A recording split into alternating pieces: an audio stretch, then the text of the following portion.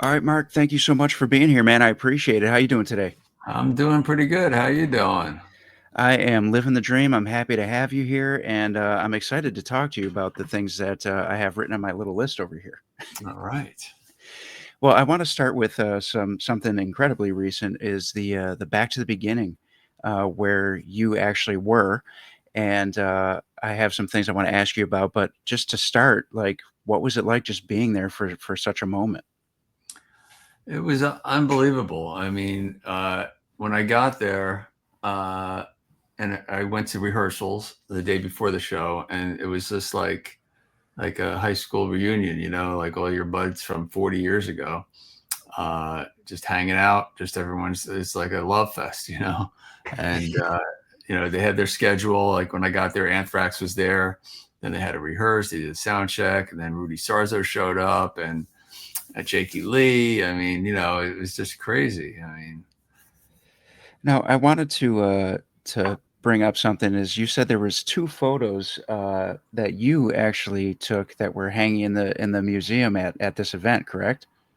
yeah, it was such a trip. So the first time I shot Ozzy live was at the Capitol Theater in Passaic in New Jersey, and that's the time I did a photo shoot with Tommy, Rudy, Ozzy, and Randy, a few months before Randy passed away, Mm.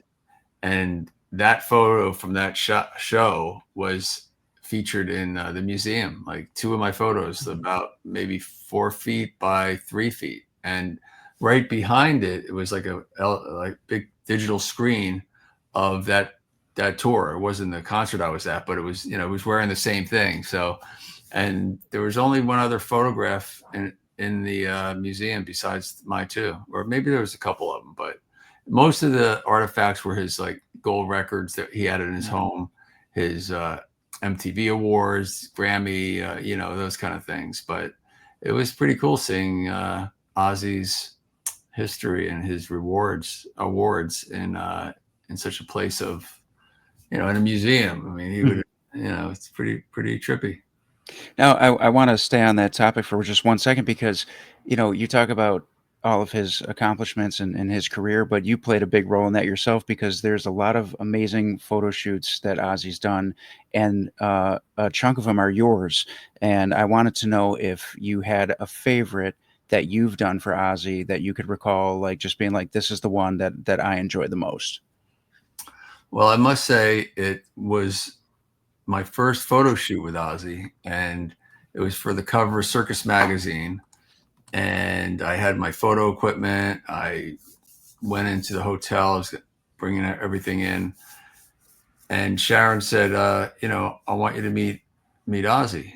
He's taking a bath, and I was like, all right. I go in there. There's bubbles in it, and he's just kind of lounging out, and I shook his hand, and I started getting some ideas all of a sudden, because I like to do a little bit. I like to do a little bit off the cuff, not Mhm. just the photo shoot that I was sent there to do, like a cover shoot with a backdrop, because that's what I was there to shoot. Mhm. And I saw him in the bathtub, and I said, how about I get my camera and take some photos of you in the bathtub? He's like, all right.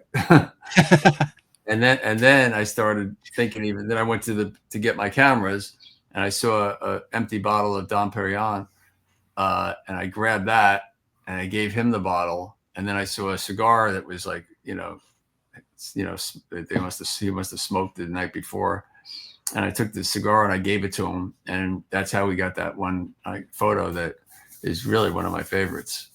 Oh, that's really cool. And I wanted to bring up too that there's a lot of great photos that you've taken of Ozzy that you included in the decade that rocked, and that was that was the first time I ever had you on the podcast when the decade that rocked came out. So I just wanted to explore that just for new listeners or people that may not have heard the original episode.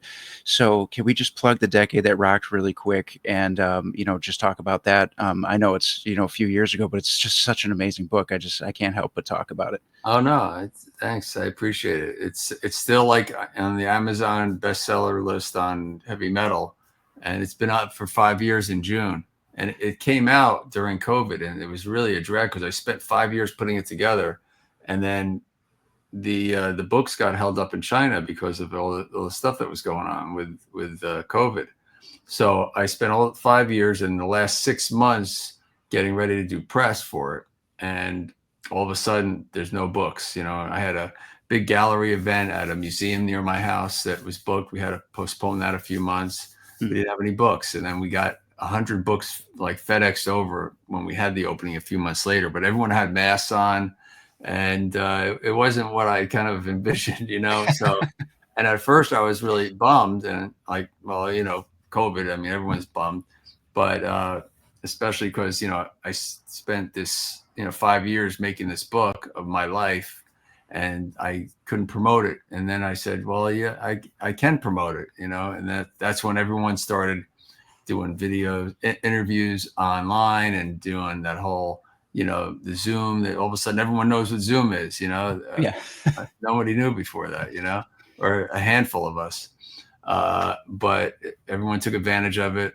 I sat down in front of the computer and started talking to people, and the book, it took off. You know, it started doing good. Rolling Stone did a feature on it. Spin did a feature. The Washington Post. So I started getting all this press, and really for the next year or two, when COVID was happening, I was just promoting because I couldn't shoot anything. So that's kind of what I focused on. So it probably did better than if I would have just done a few gallery openings and book signings. So, and then when COVID was over, then I had a second rush on it. So, you know, I had it had a second life, and it's still, you know, doing well. I mean, I still go to events and at my gallery, and you know, bring books with me. I go on the Monsters of Rock cruise every year, and I bring about 100 books, which are all I can bring because they're 6 pounds each, and I sell them out. You know, I sign them, but I sell them online on my website, markweiss.com, and I sign them. There's different bundles, but yeah, it's I'm proud of the book, and it's you know, I almost can't believe I did it, because it's like, you know, it's just overwhelming. And now I'm at a place where, like, I should do another book like this, and I have a lot of ideas, but it's like I don't have the mindset to, like, you know, put 5 years into it, which I won't do anymore. But even a year, you know, because I think I can pull it off with 6 months in a year. But I kind of want to relax a little bit, you know. Yeah. But I still like seeing my photos in print. Like, you know, when I started shooting, like my first picture when I was 18, I had my first picture in Circus Magazine of Steven Tyler, and I look at it, and it's like the photo credit. So I miss that. And even though now The Decade That Rock's out, all right, I need to do another book. I need to do something. So that's when I decided to do something a little different and a little more practical and not take so long, which leads me to Rock Magazine, which I did on the Monsters of Rock cruise. So about a week before the cruise, about a year and a half ago, I asked Larry Moran, who runs the ship, if I can, you know, sell my magazines, because the books were, you know, getting, you know, too heavy, and it was just a pain in the neck, and the magazines were light. And so I thought that he said, sure, if you can pull it together. And we're literally a week before the cruise, you know, pull together a magazine. I had a local printer nearby, so that was, you know, logistically it could happen, but we had to create it. I'm not a technical graphic designer. I know what I like put this over there, but I don't have the, you know, the know-how to lay it out and proper borders and the whole thing. But my girlfriend Mikkel is a graphic designer and does websites, and along with a ballet bar company that she's very successful in. But she kind of, you know, we talked about it, and she said she would be willing to do it. So she basically did the first issue like in 3 days. Oh, wow. And then we had it printed, and just had it for the day before. We printed 100 of them, and I had some books too, and we sold out all the magazines. So the fans really liked it. So all the artists that were on the ship, I shot back in the 80s. So it was kind of easy to put together. I mean, for me to edit it, it's not like the book, The Decade That Rocked. This is just this was going to be like a pinup magazine, and the centerfold, and a little blurb about each band, just something simple and fun. And it worked, it was a pinup magazine. And then we did it again this last cruise, which is about 3 months ago in April when we went. Did the same thing. This time we did we put Jeff Keith on the cover with on one side because they were headlining with Tesla. Yes. And we put Stephen Piercy on the other side. Yes. I have it here. And here it is. And then this is this is the magazine, just like old school.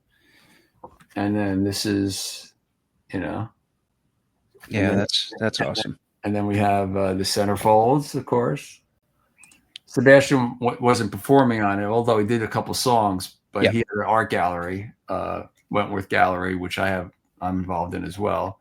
But, just pinups, Tammy, a band photo from back in the day. So, any band that was there, Slaughter. So it was pretty simple. But so we did that. And then I was like, everyone really likes it. They said, when's the next one coming out? And I talked to Mikkel, and we started a company together. We said, maybe we should try to do this quarterly, like do 4 a year, and eventually maybe do 1 a month. But we have to figure out a way to monetize it and make sure, because there's a lot of production costs and things like that. Right now we're kind of breaking even, and that's without me getting paid for my photography, because it's my passion. So I just wanted to be there, because for me to see all my photos in a magazine where they're all mine on the cover, that's what I live for, Yeah.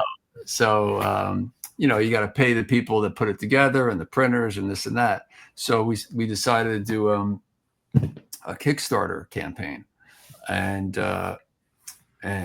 what we did was we just started a couple weeks ago, and it goes till August 14th. And there's different tiers. So, for like $20, you can, the reward is one magazine, or you can get 4. But the third issue is going to be David Lee Roth on the cover. Oh, wow. Yeah. So when M3 played about a month or 2 ago, he was performing there, and with all the artists, I turned issue 2 into the David Lee Roth issue. So it's most of it inside is from the second issue, and we did new layouts with Van Halen, and it's and they're my stories about me going on tour with them. We're turning it more into my laminate letters that the management wrote to me, like this. So it's kind of like a book in a way, and the way Mikkel designed it was not really cool, and so we did that, and then we took it a step further just for something different, and we did something with Rap, with Adrienne Stone, who was the writer for Hip Parader back in the day, and she let us use her interview that she did with Steven, like right before they went out, like for the first album, like the EP. So so it's like a perspective of where Steven's head was at instead of something new, Yeah. So then it's starting to develop into that. So it's got some fun layouts. It's like a photo shoot I did with Lita for Faces in '83, and there's like an old interview in there too, some Q&A stuff. So we're developing that, and that's up. And one of the rewards on the Kickstarter is this issue. You can put $20 down and you'll get this if we make it. But, you can also get this and something else. There's a whole, it goes up pretty high. You can get my gallery prints at a fraction of the cost. That's up there. And you just have to go over to the site and see. It has our whole story. It has all the a lot of artists, doing a little promo for me, which is, so it's really well done. And then, the Ozzy show was coming up, so I said we still didn't have a cover picked for the fourth issue or Mhm. even a concept or anything. So I said, why don't we make it an Ozzy issue or Ozzy and whoever's on the bill, which Mhm. is, Slayer, Pantera, Anthrax, Metallica, and Guns N' Roses. So make it like, so what I did was Mikkel designed the new cover, Oh, wow. and That's cool. this is the picture that's in the museum too, by the way. This one, Oh, wow. Yeah, that's one of great. the photos. So we have, Tom from Slayer and Axel, and we threw Dimebag in there, Yeah. and Joey is in there, and James and Zach Wild. So so the front of it's gonna be, photos from Ozzy, my story with Ozzy. Like this is Mhm. my story with, so it's kind of about my story and my involvement with Ozzy, and then with some photos and pinups. And then on the back side, this is just a mock-up, so this is not going to be real. We might make this like a collectible cover, like maybe have 4 covers. Mhm. But on this side, which is the back cover, is going to be a live shot of Ozzy that I shot over the weekend, and then Oh, wow. have all the bands that were here, the new pictures be here, so they'll kind of like meet in the middle. In the centerfold, they'll meet in the centerfold, and there'll be a picture of Ozzy in the centerfold. Wow, yeah, yeah. And so our tagline is "Rocked, where past is present." So that's our concept pretty much, and we're just trying to spread the word. Mhm. Thanks for helping out, and anyone that's listening, just go over there and check it out. Absolutely, and when this drops, I'm gonna have the link, in the description on Spotify and Apple and YouTube and Sirius and all the places that we are, and it'll be out on Instagram and all that, so everybody should be able to find the link for the Kickstarter, super easy, and, I wanna point out too that on the Monsters Rock Cruise this year was the first time I got to flip through Rocked magazine, and I thought it was absolutely incredible, and I wanted to ask you, because you've been doing this for so long, you've taken so many iconic photos of so many legendary bands. How are you picking the pictures to go into these magazines? Because you must have thousands of pictures, Mhm. and they're all just amazing. And like I said, I've flipped through a couple of the magazines at this point, and I'm just amazed at the pictures that you picked. So how are you doing that? Well, this is a lot easier than the decade that rocked, because the decade that rocked, it's like I had a story to tell. Mm, This is just like pinups and fun photos of. Generally, it's like one pinup of the singer mhm.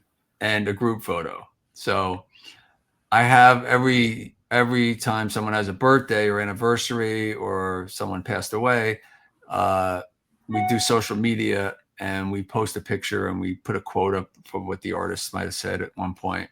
Mhm. So over the years, since the internet was started cranking, that's what I started doing. So I have a lot of those photos that are just scanned, and also scanned. Because you have to scan them. Like, sometimes it's rare that I have to go back in the files because I hate digging into those files. I have a 2-car garage filled with, hundreds of thousands, if not a million transparencies. Wow. So I do go in there when I have to, like when I do my books on the bands, I have to do that. Or when we do, a lot of my photographs are licensed to documentaries, Mhm.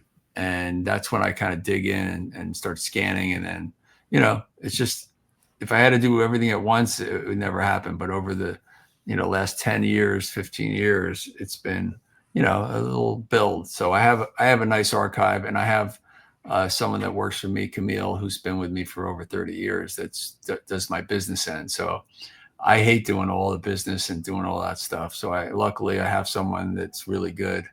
And I just say I need, like, the Autograph is doing like a best of record with one of the record labels, and it's not a lot. It's not a big budget, of course. No one has budget. They're just printing like 1,000 CDs, but they want to use my photos, and the budget wasn't there, and they were kind of embarrassed to ask me, but they were. I like that when they ask me. They say, "Look, I know this is not what you get, and I Mhm. understand if you can't do it. I don't want to insult you, but this is all we got." And I know Mhm. that, and I know the guys in Autographs. 3 of them died, unfortunately. Yeah. But I know them. They were on the cruise, and I want to help them, and also I want to see my pictures in their CD. And so we worked something out where I tell you what, why don't I put them in the David Lee Roth issue, because they opened up for, that was like their first big band that they opened up for, and I'll do a little story in the magazine, and you can promote the magazine, put it on your social media, and they offered, the record company offered to give me a couple panels where I can talk about, autograph a little bit, and then Mm. talk about the magazine. And since I did the picture on the cover, it's interesting to the reader too. Yeah. Yeah, absolutely. I want to stay on the David Lee Roth topic though for a minute, because you mentioned M3 and we talked about David Lee Roth a couple times, and I was there, and I know he gave you a shout out too when he was up on stage, and I thought that was pretty cool. Yeah. So I haven't saw David for 30 plus years, since Eat 'Em and Smile, when I shot that tour. And I reached out to their management about a week before the show, and I asked if I could, shoot the whole show. I don't like shooting just 3 songs. Uh, and they didn't get back to me. And then I called again, and they didn't get back to me. And then I had Camille reach out, and I said, I give up. I hate rejection. So so she was kind of persistent, and she got through and talked to someone, and they said, well, if we're interested, we'll get back to you. And I figured, all right, I'm just going to go. I'll shoot 3 songs, and that's it. Mhm. So the day before the show, I got a call from the manager, or a press person, someone that's liaison with David, and said, David wants you to shoot the show, the whole show. And I was like, oh, that's I was pumped. So the first time I saw him I was in the pit. He wasn't seeing anyone before the show. Yeah. And I went there. There was about 10 photographers, all around. After they all left, David spotted me, and he kind of walked over to me, and he said, hey, Mark, take my picture, bitch. And it's on video. And if you go to the Kickstarter, it's only on the Kickstarter. There's a bunch of videos. I talk about that. It's like a little story, because it's David Lee Roth on the cover. And the video of him doing that, and me in the pit, and then just a slideshow of photos that I shot from that show, which I didn't post yet. I'm gonna post them probably right when his tour starts in a couple weeks. So I'm tying it together. So it's really, you can really only see that on the Kickstarter. So you have to kind of scroll down, learn about it, make a donation, or do it rewards, and watch the video. It's a fun video. Excellent. Yeah, that's that's a funny moment, but very cool. Very cool. So next thing I want to get into here is just aside from rocked, aside from Decade That Rocked, just in general, if you had to pick just a couple favorite photo shoots over the years, who comes to mind first? Let's see, a couple. Well, my favorite is this Twisted Sister Stay Hungry, Mm. just because it was a game changer for me. It was my first album cover I ever did, and it was a pretty intense, situation where I had to build this. I hired people to build this room that looked like what the room looked like. Mm. I got fake mice. And at the end, I went to the deli and I got this bone, and that's the bone that made the photo. And just like my first photo on Circus Magazine that was on the cover, it was like, wow. And it was like, it was on the stand for a month. But with record covers, they're there forever. Mm. They take different forms, cassettes and CDs, 8 tracks back even before cassettes, and then CDs, and then now it's digital streaming. So Mhm. when I'm listening to Ozzy's Boneyard or Hair Nation, like I remember one time, and the picture comes out and it's really clear. It's like digital. It pops right at you, and you're driving, you're hearing Dokken, a song from Under Lock and Key, and there's my album cover, Yeah. and then I'm driving, still driving, I'm looking at it. I go, wow, cool, man, 40 years ago. And then Yeah. then I'm driving. Then all of a sudden I hear Night Songs from Cinderella, and there's my cover. I'm Hmm. driving, and then all of a sudden they play something from Slippery When Wet. My cover, and again, then I go to Ozzy's Boneyard, and I'm listening. As soon as I turned it over there was The Last Command by Wasp, and then it led into Anthrax, I'm the Man. I did that cover too. Hmm. So it's kind of like a trip, seeing my photos, and now it's streaming, and who knows what's going to happen in the future. I'm sure Yeah. we always say, like, what else can there be? But there ends up being something. Right. Right. And I wanted to stop you there when you said Night Songs because God, I like that album cover growing up was like my favorite thing ever. So, you as like a young rock fan and you're like reading all the liner notes and learning all the things about your favorite bands, like the first time I talked to you, that was like in the back of my head, like, oh my God, I used to stare at that album cover all night long and listen to that thing. And now here we are having a conversation about it. So it's kind of a trip for me. Yeah, and it's funny. It's like, back then, the clothes started getting more and more outrageous. MTV and Mhm. everything. Everyone was trying to outdo each other, and I remember when Dokken came in with their outfits, and they call it their waiter outfits. Each one had their own color, Yeah. red, purple, green, and I don't know, orange or something. And I saw him, and I was like, okay, I thought it was a little much, and you know, they did too, but that's what they had. I think it was the first time they actually saw it, like, and they put him on, and it was really tight and uncomfortable for him. But they made the best of it. That was '85 is when like glam metal was at its highest. The highest hair. With Poison. That's when. Uh, uh, Motley Crue did Theater of Pain. They did, they were doing the same thing. So, when Dokken did that, we look at it today and we kind of, they're still blaming me for it, but now, but it was really like they were like superheroes to like kids like you back then. If you were Yeah. like 10 or 11, you look at them like, wow, who are these guys? Like it's just characters. And Yeah, that's, absolutely. and that's what sold it. And because of the image and everything, and MTV and photography and all the magazines and the pinups, like the '80s, that decade is really like that's why these bands and the Monster Rock crews are doing so good, Mhm. because these bands have an image, and they're kind of sticking to them a little bit. I mean, they're not as glammy, but they still have the same attitude, Yeah. and they're not growing old like a lot of the other bands are, and they're not, like the '90s bands, or they're not, Mhm.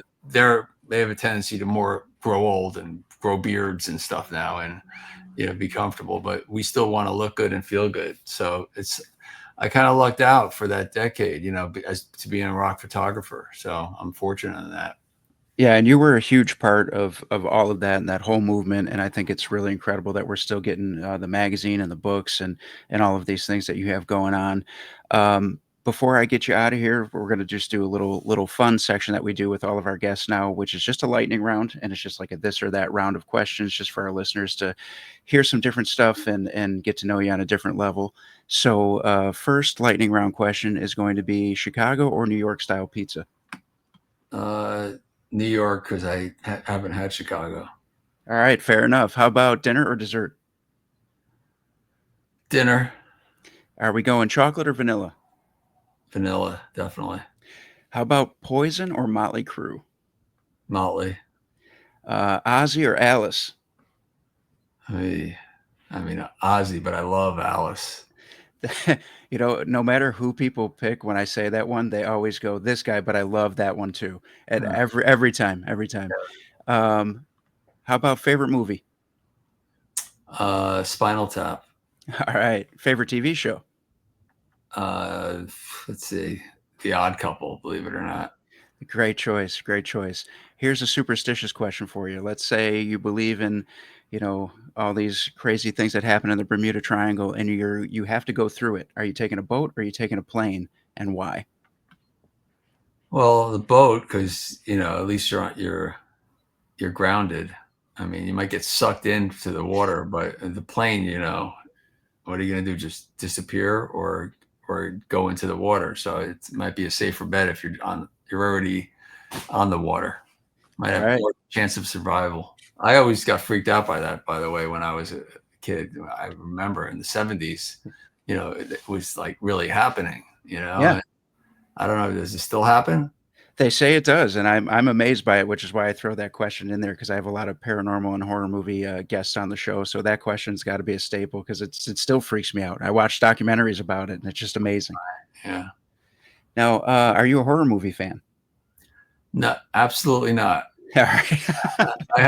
I don't like it. I don't like gore. I like mysteries, and like I started watching Dexter. Oh yeah, we started that recently too. Yeah, and I like his character, but then he's just started, get going on too much of a killing spree. And also I love the series You, but then Oh, it just started getting a little crazy. And I still like it. It's just, and it's pretty much, pretty intense when it comes to that. So if it's got a good, I don't like slice your head off and the head falls off and the blood gushes off, even if it's fake. I can't. I gotta look away. all right, fair enough. So my question now to bring everything back around is, do you know where your next appearance is going to be? Where you're going to have Rock Magazine or Decade That Rocked or anything like that? Is that set up already? Yeah, yeah. I'm gonna be at Hairfest in Boston on when is it? It's coming up. So your listeners, if they're in the area, it's gonna be on the 19th. Oh The wow, perfect. 19th of August, and Eddie Trunk's going to be hosting it. I did it last year, or no, the year before, and I had my books there and my magazines, and they have like it's a tribute band concert, so you have like a Hmm. like an Ozzy tribute, a Def Leppard, I think, Poison maybe, and it brings a couple thousand people there. It's pretty good concert. Excellent. So before we wrap it up, just let's let the listeners know where they could follow you for more appearances and for links and for the magazine and for the book and all of that. So what's your social media so that people who don't already follow you could start? Yeah, just go to markweiss.com. That's my website, markweiss.com. You could pretty much go anywhere with that, but also you can go for Rock Magazine. We have a really killer website that we just started, and that's Rocked Mag, ROCKEDMAG, and that's all my social text too. So we're really trying to bump that up. So anyone out there, like it, really go, try to help us out, share it, tell your friends, because we want to make this magazine, uh, we, at least for a year, and it's going to have really cool content. I just posted something just about before I came on here of Rudy when I got there. So I interview people. I bump into friends. Tell me how you're feeling. What are we doing today? So Hmm. Rudy gave me a really nice interview talking about when he met Ozzy for the first time. So I always like to say, give me something from the past and then give me something from the present. So if they want to promote something. Hmm. So it's kind of a simple concept, it's an easy one. I'm not a journalist, so I'm not the kind of guy that can ask questions, but I can ask, simple questions. Tell me something from the past, and from the present. And it seems to work. And I just get short little answers and then I post them and get a little attention. So right now that's on there. And another thing I did, I just started posting a lot of my footage of crowds. I love crowds. I love talking to them. I love watching them headbang and the reaction, because anyone could go on YouTube and see the performers, like Ozzy, like everyone's shooting them. But for me, the real fun for me is to look at the crowd and to see their expressions and how they're feeding off like Ozzy and Tony and Geezer and Bill. Hmm. And so this show was only a half hour, so I couldn't do it a lot during that. My girlfriend Mikkel was doing some audience stuff. So we started posting it in between the bands because there was a revolving stage this weekend. So I literally, the first 3 or 4 bands like Mastodon, Anthrax, Rival Sons, they only had 15 minutes, 3 songs, and then it would turn. So I had like 5 minutes to like, get some interviews and then shoot again. And then it turned into a half hour when Slayer went on and Tool and, Guns N' Roses did a half hour. And then there was a super group with Sammy Hagar and Steven Tyler and Jake Lee and Rudy Sarzo and Tom Morello and Nuno Betancourt. I mean, it was just amazing. So I just started posting some things like that. So, just fun stuff. Like when I got to the airport, I bumped into Bobby Blitz from Overkill, and he had a I thought it was a Black Sabbath shirt on, but it said Black Heart. And I asked him, I said, you going to the show? He was going to Switzerland or somewhere for a show. And that was his friend's restaurant, but he felt like wearing it because of the Black Sabbath weekend.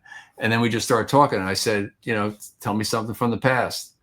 And he told me a great story where before Overkill even started, or right when they started, they were asked to be in Bark in the Moon and extras or something. And he had a funny story. You got to go to my site to our Instagram or Facebook, and you'll see the interview I did with Bobby.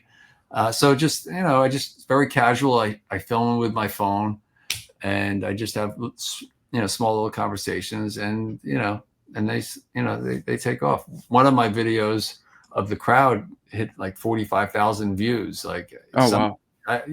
Who knows why, you know what I mean? Some hit 10, some hit 5, and, but, so we're going to be posting that. I'm going to be posting me at the museum, looking at my, my photographs and showing the museum, and then, me taking pictures and backstage and all sorts of stuff. Amazing. I love it. And before the very last question is just, being at back to the beginning and such a monumental moment. What would you say was your absolute favorite part of being there? Honestly, it probably when it was over. It was a long day, right? Oh my God. I mean, I had to jump up on the platform. If you watch it if anyone watches it, the live stream, you'll see the guy on the stage right. If you're looking at the stage on the left, and I'm like the tallest guy on it, but that's where the cameras are, the video cameras. But I was like right next to it because it's such a high stage. It's really hard to shoot. So most of the time I was up there, but then I would have to get a shot on the other side, get a clean shot of Tony. So I would, have to jump down and then go around and then go back up. So at the time you don't feel it, like it's like when you work out, you don't feel it. But like after 8 straight hours of doing that, my legs just came back like this morning. Oh, I bet. I bet. But this is the past that I had. Oh, that's great. And I'll be saving this, of course. Yeah, absolutely. My wall of shame behind me. Yeah, that's great stuff. I was trying to look behind you earlier, but so for anybody listening to this right now, the Kickstarter is live. You can contribute to Rocked Magazine, and it's going to be in the description of the show, no matter where you're listening to it. So check the description and make sure you're following Mark on either his website or Instagram or wherever you can. And man, thanks for being here. I really appreciate you doing this. Thanks for having me.